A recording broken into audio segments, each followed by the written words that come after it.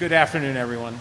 I'm pleased to be in Pittsburgh today with Rich Fitzgerald, County Executive, and Chief Matt Brown of Allegheny County Emergency Services to discuss the two proposed constitutional amendments that will appear on the May 18th primary election ballot.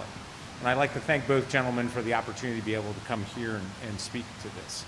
My goals are to provide an overview of the proposed amendments, discuss their impacts, and strongly urge voters to vote no to these two amendments, since, if passed, they will adversely impact our collective ability to respond to and recover from all future disasters in the Commonwealth. One of these amendments removes a requirement for a joint resolution from both houses regarding the termination of a disaster emergency declaration to be presented to the governor for his approval or disapproval. Approving this amendment means that the legislature could unilaterally terminate a disaster declaration in the Commonwealth without ever going through the normal legislative process prescribed in our state's constitution, a process that is followed for all other proposed legislation, which preserves the balance of legislative power. This was the subject of the attempt to end the disaster declaration by both houses in June of 2020, when a joint resolution was passed, but was not presented to Governor Wolf for action. This issue was taken up by the Supreme Court of Pennsylvania, which ruled that a joint resolution to terminate a disaster declaration needs to follow normal legislative process and be presented to the governor for action. If the resolution is not approved at that time, it can be repassed by 2/3 vote of both houses, thus terminating the disaster declaration. This provision has always been contained in the state constitution as it relates to termination of disaster declarations and was not followed by the legislature in 2020. Again, this amendment would give the legislature unilateral authority to terminate a disaster declaration in the future, regardless of the reason it was issued. If this occurred in 2020, it would have been extremely devastating to the ongoing COVID-19 response, as many of the authorities and tools that were being used would have immediately stopped. This would have resulted in cascading impacts to not only the COVID-19 response operations, but also to the continued functioning of society. Healthcare providers who were functioning under waivers for licensure requirements, such as expiration date extensions, would have not been able to continue to care for patients. Telemedicine visits would have not continued. Individuals whose driver's licenses and other professional licenses expired would have had their expiration dates reinstated and would have been in violation of various regulations and laws.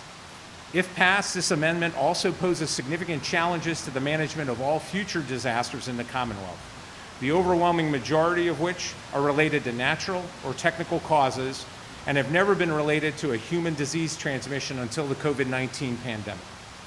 Additionally, terminating a disaster declaration issued in response to a future pandemic would have no effect on mitigation orders issued under the Secretary of Health's authority, since they are issued under the Disease Prevention and Control Law. This is a separate law specifically related to human disease transmission, which provides the Secretary of Health with similar authorities to the governor under a disaster declaration. This bears repeating. This amendment would have no impact on mitigation orders issued for future pandemics. The second amendment limits a state disaster declaration to no more than 21 days, unless otherwise extended in whole or part by concurrent resolution of the General Assembly, and prohibits the governor from issuing a new disaster declaration based upon the same or substantially similar facts and circumstances without the passage of a concurrent resolution of the General Assembly expressly approving the new disaster declaration.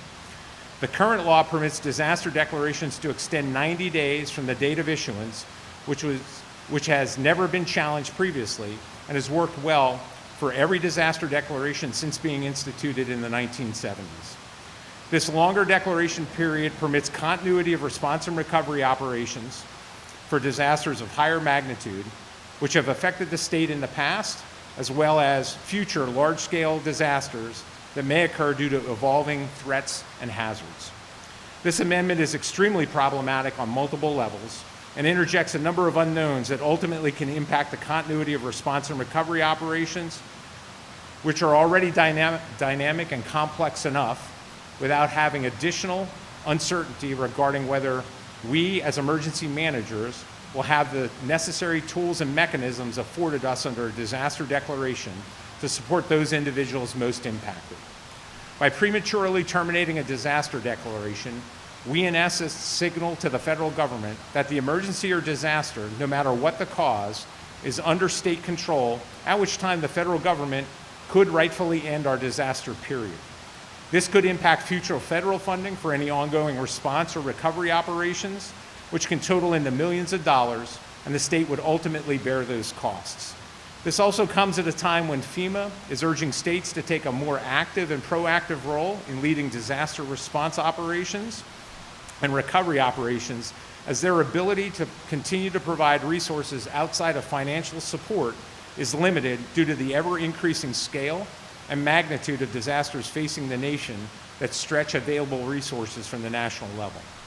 Additionally, what happens if the legislature is not in session for an extended period of time, or the magnitude of a future disaster prohibits them from meeting virtually or in person to draft a joint resolution to continue a disaster declaration?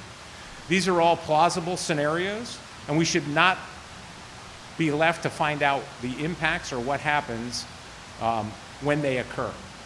Disasters are unpredictable, have become increasingly complex, and do not respect time constraints, political boundaries, or existing conditions. If we learned anything from 2020, having the tools and flexibility afforded us through a disaster declaration to handle multiple concurrent emergencies, be them from severe weather, a highly contagious and deadly respiratory virus, or civil unrest, is critical to protecting the lives of the citizens of the Commonwealth. The law, as it stands currently, allows for a balance of legislative power.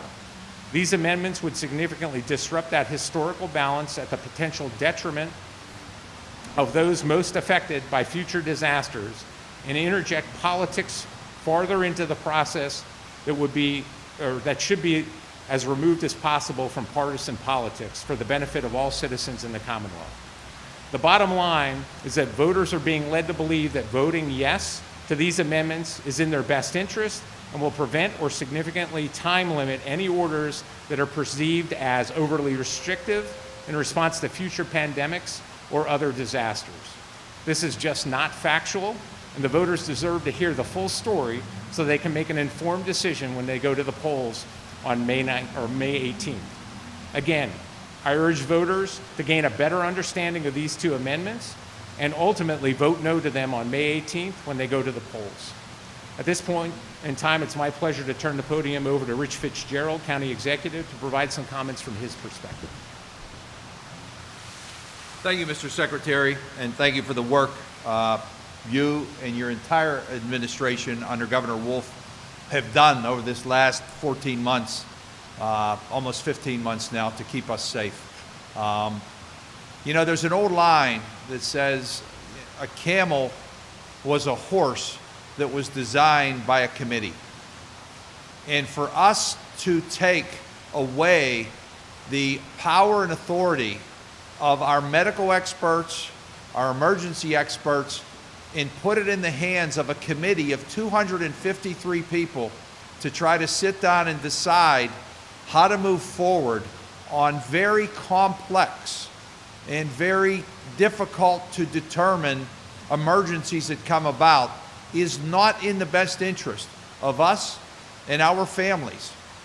I appreciate the work that we have seen over this last year and a few months, both Dr. Bogan here in Allegheny County, making very tough decisions, but making decisions based on science, based on medicine, not based on special interest.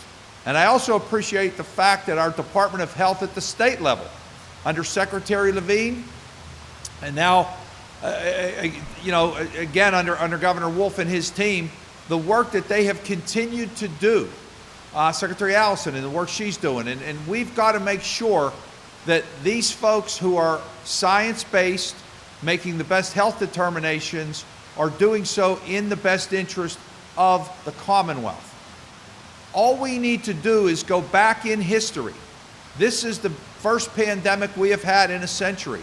But if you go back to the 1918 Spanish flu, one of the things you can learn through history is that special interests prevented health departments from closing certain things down. And the result was catastrophic. Places like Pittsburgh and Philadelphia had some of the highest fatality rates in the country because special interests were able to do what science wasn't able to do, what health wasn't able to do.